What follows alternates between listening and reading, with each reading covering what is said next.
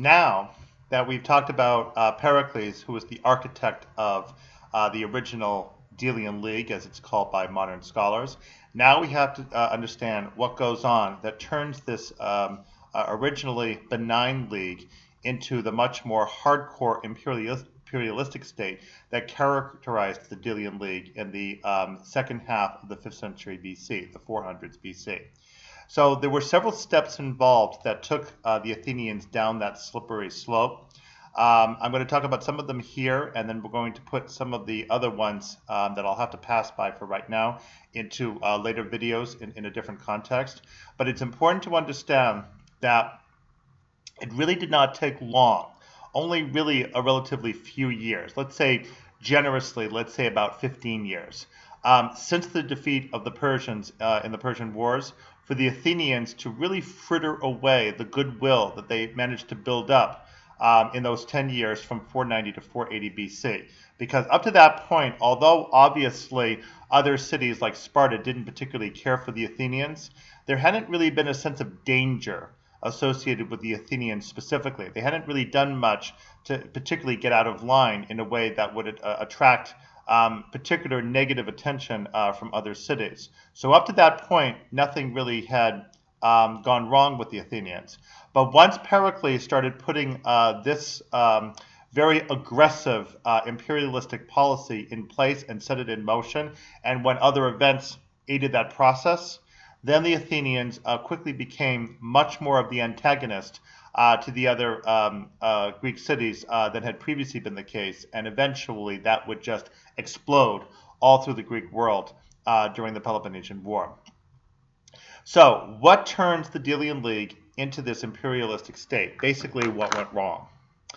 First of all, there was an incident that was a matter of complete chance that was not initially related to the Athenians particularly. This happened in 464 BC, and it was an earthquake. The earthquake actually struck at Sparta.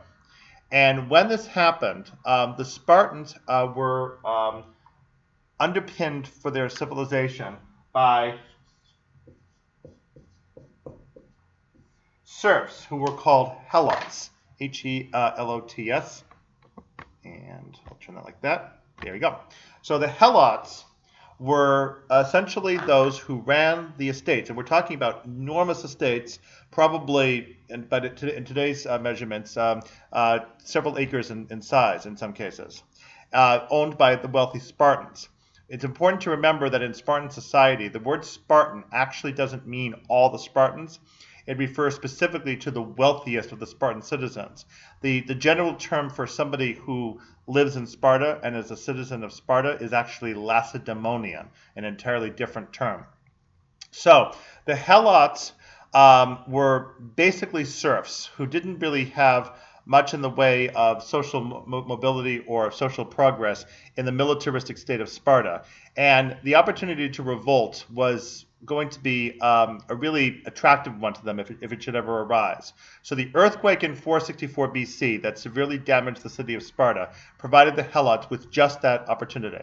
So if you imagine Sparta in the southeast corner of the Peloponnesus Peninsula, you can see it on your map. Imagine, let's go this way, the helots running this way, here we go, westward to go over to Messenia.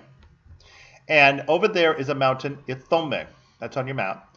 Mount Ithome is a fairly tall, rugged mountain. The helots revolted from Sparta and fled over there and got themselves positioned up there where they were pretty much impregnable. When that happened, the Spartans called in all their allies, including the Athenians, who at that time did maintain an alliance with the Spartans. So the Athenians came with the other allies in this emergency to assist the Spartans. However, it appears that someone warned the Spartans that if the Athenians became in any way influential to the Spartans themselves in their politics, it was possible that the Athenians would be able to start spreading, as they thought of it, pro-democratic propaganda. This was undesirable to the Spartans, as it turned out, and so when the Athenians showed up, the Spartans tried to come up with an excuse to tell the Athenians that they actually were not needed. The Athenians were quite angry at this. They were felt slighted. They suspected that, in fact, they were being rejected because they were Athenians and not for any other more appropriate reason. And unfortunately for Athenian history, but specifically for Cimon, our big hero, Pericles all of a sudden had exactly the opportunity that he'd been waiting for to turn the Athenians aggressively anti-Spartan. So a couple of things happened. A couple of years after this incident, and incidentally, I will mention that in some years afterwards, the Helots actually were captured and were restored to Sparta, so that Sparta eventually was able to function as normal. But for Athens, Pericles teamed up with another politician, Ephialtes, otherwise unknown to us. In 462 BC, there was another civic rebellion in Athens, similar to some of those prior ones. In this case, the democracy was changed yet again, away from Cleisthenes' model. The big change now was that the Areopagus Council, which would have been, it's not actually written on the board, but if you imagine the Acropolis, and you imagine going outside the Acropolis and outside the city of Athens, the Areopagus Council occupies another hill, rather similar to the Acropolis. The Areopagus Council, which had been the Supreme Court of Athens, so to speak, was suddenly stripped of all of its powers. From this point forward, it would only try particularly important crimes, such as homicide, but other crimes, the normal day-to-day business of the court, was now provided to the people to take care of. The people now would congregate as jurymen in these courts called heliae. And when the Athenians were chosen, they were allotted in these large juries that could actually theoretically be as large as 5,000, but were probably more like some hundreds. They would hear a case. They would not have any opportunity to deliberate about the case. Once they heard the case, heard all the evidence presented to them, which, by the way, would have been presented by the litigants themselves and never by attorneys. That type of thing didn't exist in Athens. Then they had to immediately vote, which they did with pebbles and by other means. And then they would have to choose either the plaintiff or the defendant, or to convict or acquit the defendant, whatever it might be. So it's quite a different system from what obviously was going on with the Areopagus Council. And one of the effects of that was that Pericles was able to turn the populace in his favor because he paid Athenians who did not have any other work a small daily pittance, 2 obols actually, later on 3 obols, inflation, under Cleon. Pericles did this, and the Athenian populace just loved it. Did that make for good jurisprudence? I don't know. But anyway, Pericles was able to find a key method for giving the Athenian populace all the power they wanted. And they just thought Pericles was absolutely tremendous as a consequence. Now that the populace has control of the city and the government, pretty much without any check on their power, because Pericles also made them responsible for the election of other officials and so on. Now the populace is going to decide all policy, which means that all it takes is a person to go to the populace, the ecclesia, and speak to them and decide what should be enacted. And if he was able to speak successfully in a nice, persuasive, rhetorical manner to the populace, they might believe him and just put the policy right into place and not necessarily stop to consider whether that policy was really a good idea or not. This is the root of the word demagogue, which originally simply means somebody who leads the people. But demagoguery was quite a dangerous possibility with the Athenian assembly. If somebody who was acting as a demagogue was able to get up and basically sway the Athenian populace to make whatever decision he wanted, again, regardless of whether that was actually the best decision for the city to be making on other grounds. So that's the reason why the word demagogue back then, as today, took on a negative connotation of somebody who essentially just talks his way through politics and ends up acting in a corrupt and venal manner. All right, so that was the first problem, that Pericles changed the government to make it now much more radical truly it was a complete democracy now in this case. And as later philosophers such as Plato would observe, this was almost tantamount to a kind of mob rule now, because again, the populace really didn't have any means of checking what was going on. It might work out that they might make good policy decisions, and they probably did, for the most part, make decisions that were reasonably sensible. But there was always a danger that they could be swayed in the wrong direction and end up making seriously disastrous decisions. And we will see that happen when we get to the Peloponnesian War. Okay, so that was the first problem. So now we're seeing signs of the erosion of Athenian self-confidence with the way that they're running their government, and also with the way that they're interacting with other cities. Now, the year after this, Pericles managed to arrange for his rival Cimon finally to be ostracized. And that means that there was now nobody to speak against Pericles with regard to the pro-Spartan versus anti-Spartan policy. So from this point forward, once Cimon was out of the picture, just like Themistocles was 10 years before him, now Pericles was pretty much free to do what he wanted, say what he wanted to the Athenians as to what they should in fact believe regarding the Spartans. So then we go forward into the 450s BC, and something else happens that's actually a lot worse. There was a civil war that broke out in Egypt, and the Athenians made the unfortunate mistake in 454 BC of getting involved in it. This was a pro-Persian versus anti-Persian civil war in Egypt, and the Athenians sent a fleet up the Nile River to intervene. That turned out to be a bad idea. The fleet was cut off well up the Nile River and eventually destroyed. This was, in fact, the first major military defeat that the Athenians had suffered pretty much in their history, certainly since the Persian Wars.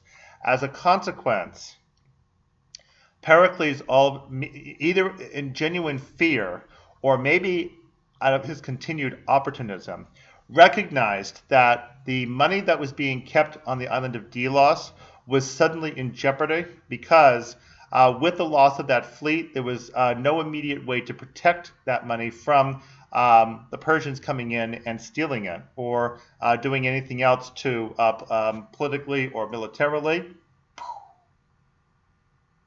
The darkness was very appropriate there. Take over Delos.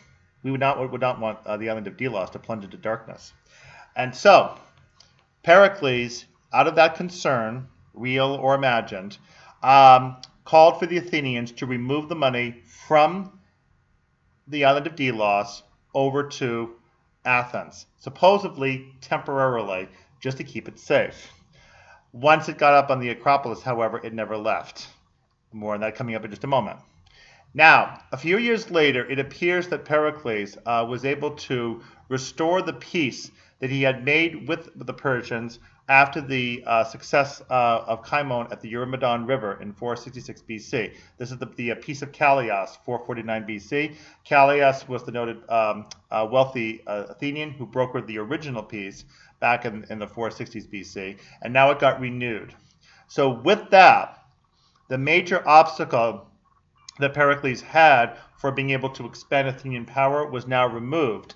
And although Cimon had by this time returned from ostracism, he was no longer really actively participating in politics, and he continued on pretty much as a sole military leader. So nobody at this point was really in a position to oppose Pericles, so far as we could tell. So now there were two further things that Pericles did. One was the practice of clerices. That's K-L-E-R-O-U-C-H-I-E-S. A clericy is a colonization that occurs with a process of allotment, whereby a colonist would go out to a new territory and essentially use lots to assign the new land to its own citizens going out there.